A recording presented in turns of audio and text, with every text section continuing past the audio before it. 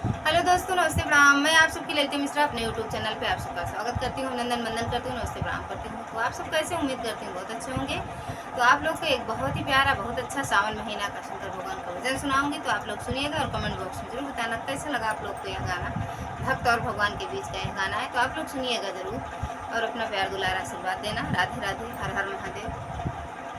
कादई के भोले काम नाई हो, भोले मानत नाही। कादई के शिव का मनाई हो, शिवा मानत नाही। कादई के शंभू का मनाई हो, शंभू मानत नाही। कादई के भोले का मनाई हो, भोले मानत नाही। पूड़ी कचौड़ी भोले मनहु न भावे, पूड़ी कचौड़ी भोले मनहु न भावे। पेड़ा मिठाई कहाँ पाई हो, भोले मानत नाही। लड्डू और पेड़ा कहाँ पाई हो, भोले मानत नाही। कादई के शंभू का मनाई हो, शंभू मानत नाही। कादई के भोले का मनाई हो, भोले मानत नाही। महला दू महला भोले मनहु न भावे, महला दू महला भोले मनहु न भावे।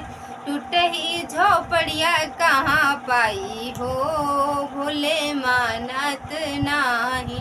कैलाश पर्वत कहाँ पाई हो, भोले मानत नाही। कादई के शंभू का मनाई हो, भोले मानत नाही। कादई के शिव का मनाई हो, शिवा मानत नाही। लाची लवंगा भोले मनहु न भावे, लाची लवंगे भोले मनहु न भावे। भांगे धतुर कहाँ पाई हो, भोले मानत नाही। भांग के गोला कहाँ पाई हो, भोले मानत नाही। कादई के भोले का मनाई हो, भोले मानत नाही। कादई के शिव का मनाई हो, भोले मानत नाही। बिच्छू दतैया भोले मनहि न भावे, बिच्छू दतैया भोले मनहि न भावे। नंदी बायल कहाँ पाई हो, भोले मानत नाही। नंदी बायल कहाँ पाई हो, भोले मानत नाही। कादई के भोले का मनाई हो, भोले मानत नाही। कादई के शिव का मनाई हो, भोले मानत नाही।